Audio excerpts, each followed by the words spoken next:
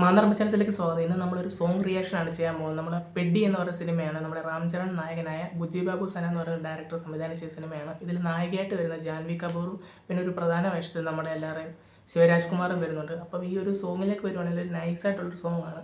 നമ്മുടെ A R റഹ്മാനാണ് ഈ ഒരു സോങ്ങിൽ മ്യൂസിക് ചെയ്തിരിക്കുന്നത്. ശരിക്കും പറഞ്ഞു കഴിഞ്ഞാൽ നല്ല രീതിക്ക് തന്നെ പുള്ളി അത് കൈകാര്യം ചെയ്തിട്ടുണ്ട്.